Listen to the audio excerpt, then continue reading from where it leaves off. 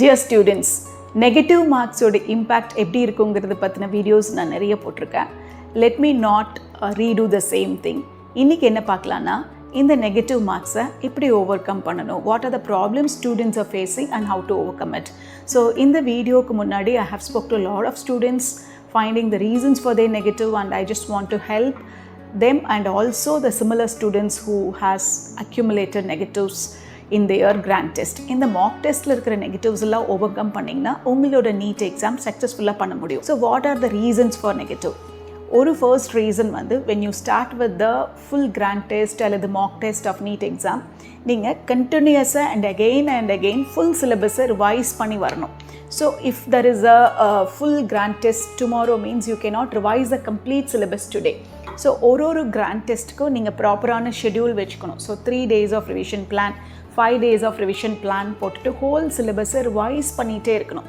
That is one important thing. Second thing is everyone have their own positives and negatives. For example, some people are good at understanding the question but they may not have the speed. Okay, so அவங்களுக்குன்னு இருக்கிற plus மைனஸை first புரிஞ்சுக்கணும். So try to overcome your weaknesses at this point. Say for example, if you lack speed, நீங்கள் ஸ்பீடாக solve பண்ணுறது மட்டுமே focus பண்ணுங்கள்.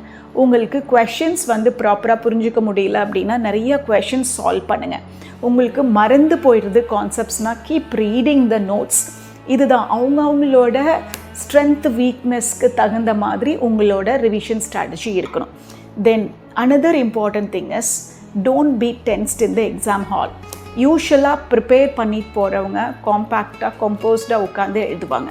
So நம்ம ஒரு ப்ரிப்பேர் பண்ணியிருக்கிறோம் பட் ஸ்டில் தேவையில்லாமல் டென்ஷன் ஆனோன்னா என்ன ஆகும்னா அந்த டைமை இன்எஃபெக்டிவாக யூட்டிலைஸ் பண்ணுவோம். தேவையில்லாமல் நம்ம வந்து ஸ்ட்ரெஸ் ஆகி we will not get the right answer. Okay, கண்டிப்பாக பிளாக்கேஜஸ் இருக்கும் மைண்டில், வந்து நம்ம ரீகால் பண்ணவே முடியாது, பிளாக் ஆயிடுவோம். Then another important thing is யூஷுவலாக ஸ்டூடெண்ட்ஸ் வந்து ஸ்பீடாக அட்டன் பண்ணணும் அப்படிங்கிற வேகத்தில் கொஷின்ஸை கம்ப்ளீட்டாக ரீட் பண்ணுறதில்ல. ஸோ இந்த மாதிரியான கேர்லெஸ் மிஸ்டேக்ஸ் இருக்கக்கூடாது. கம்ப்ளீட்டாக ரீட் பண்ணுங்கள், கடைசி வேர்டு வரைக்கும் ரீட் பண்ணுங்கள். Read all the options, shade properly, shading mistakes பண்ணக்கூடாது, ரீடிங் மிஸ்டேக்ஸ் பண்ணக்கூடாது. கேல்குலேஷன்ஸ் பண்ணும்பொழுது தேவையில்லாமல் கேர்லெஸ் மிஸ்டேக்ஸ் பண்ணக்கூடாது. ஸ்கொயரை விட்டுட்டு கால்குலேட் பண்ணுறது, இந்த மாதிரியான கேர்லெஸ் மிஸ்டேக்ஸை அவாய்ட் பண்ணணும் இந்த ஸ்டேஜில்.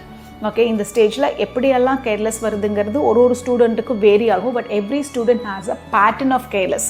ஸோ அதை பார்த்து ஓவர் கம் பண்ணுங்கள். நெக்ஸ்ட் இம்பார்ட்டன்ட் திங் இஸ் எல்லாருமே பண்ணுற முக்கியமான தப்பு என்னென்னா ஃபர்ஸ்ட் 5 minutes அல்லது இன்பிட்வீன் ஒரு 5-10 minutes கொஞ்சம் ரிலாக்ஸ் ஆகிடும். அப்படி இருக்கக்கூடாது. You have to be consistent with the speed in the exam hall.